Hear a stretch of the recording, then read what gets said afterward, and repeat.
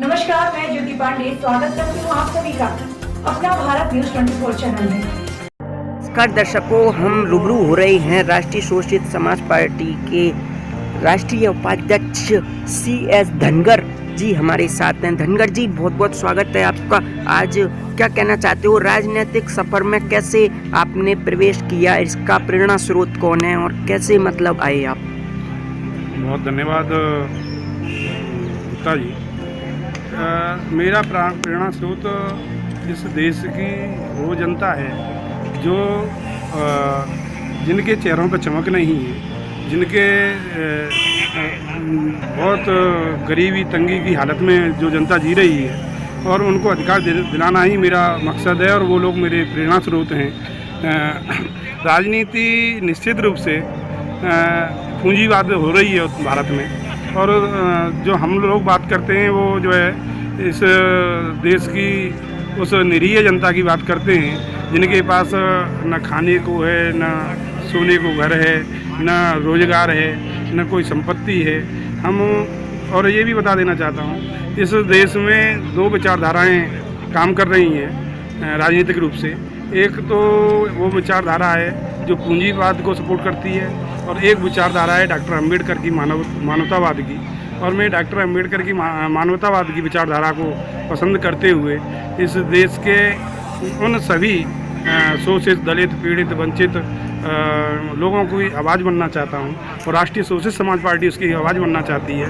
यही हमारा लक्ष्य है और इस देश में जो वास्तविक हकदार है इस देश का मूल निवासी, वो जो है आज जीर्ण शीर्ण अवस्था में जी रहा है। इस देश का मालिक को कोई सुविधा इस देश में नहीं मिल रही और जो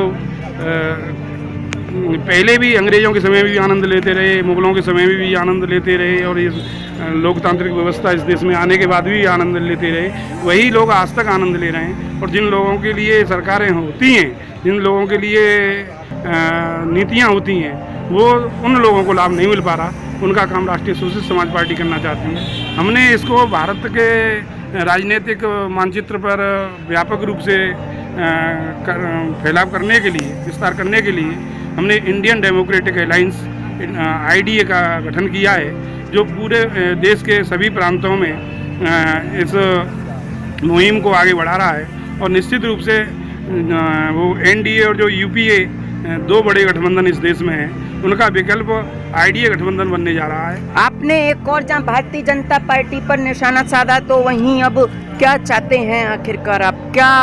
क्या कुछ है राष्ट्रवाद जनहित में आपके जहन में उमड़ रहा है कुछ? देखिए, हम लोग ये चाहते हैं इस देश के रोजगार, व्यापार, शिक्षा और संसाधनों में सभी लोगों की समान भागीदारी हो। जिसकी जितनी संख्या है, जनसंख्या है, तो उसको उसके अनुपात में उनका प्रतिनिधित्व दिया जाए, ये हम लोगों का मूल मंत्र है। बहुत बहुत अच्छा आपने वक्तव्य दिया। दर्शकों, आपने जाना राष्ट्रीय शोषित समाज पार्टी के राष्ट्रीय उपाध्यक्ष कद्दावर राजनेता CS धनगर जी हमारे साथ रहे। उन्होंने इतनी बातचीत की, इतना समय दिया, बहुत बहुत धन्यवाद आपको धनगर जी। बता दें कि उनकी जो मंशा है भाजपा पर एक और निशाना साधते हुए उन्होंने यही कहा कि कांग्रेस की गवर्नमेंट हुआ करती थी तो पलीता नर्म को लगा था और अब ढर्रा वही जारी है। तकनीकी संसाधनों की एक अलग परिभाषा है, परंतु कुछ यहाँ पर दिखाई नहीं देता, धरातल पर कुछ नजर नहीं आता, विकास कार्यों को पलीता लगता है। आखिरकार उनकी ये मंशा है और अब आगामी समय में सन 2022 में जो विधानसभा मतदान है उसके अंतर्गत देखते हैं कि जो भी यहाँ पर वैकल्पिक स्वरूप है ब्रज का अलौकिक परिदृश्य, बहुत ही संपूर्ण वातावरण अलग दिखाई देता है। देखना होगा कि क्या श्री कृष्ण की नगरी मथुरा 3 लोक से न्यारी है कही जाती है, शहीदों की भूमि भी है मथुरा।